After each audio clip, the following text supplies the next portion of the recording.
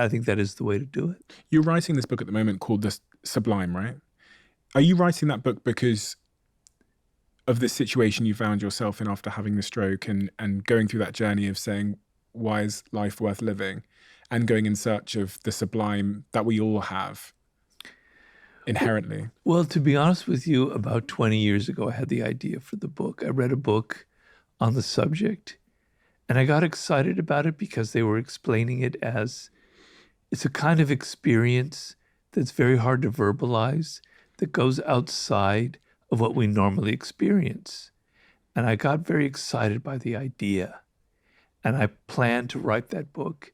And then after war, that was going to be my fourth book. And my agent was getting all prepared to sell it.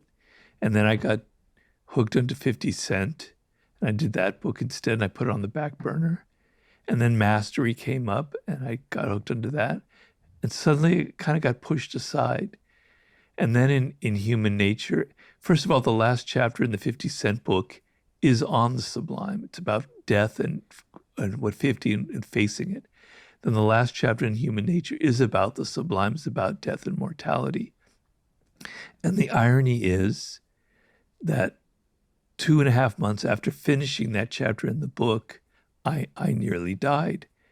But what I had planned originally was I was going to go to the Gobi Desert and walk across the Gobi Desert. I was going to go swim with whales, literally whales in New Zealand. I was going to go to Tierra del Fuego. I was going to have all of these sublime experiences and write about them.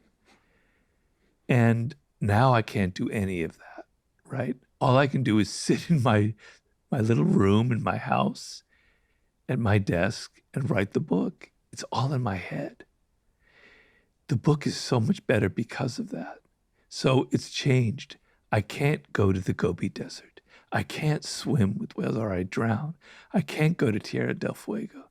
I can only sit in my office, look at the birds, go through the books that I'm reading, and write the book, keeping in mind other people and what's going on in the world in their life and my limitations. So ironically, the book has become better because I had to go through this experience. But nearly dying little bells were going off in my head. All right, it's time to write that book. You're not putting it off any longer.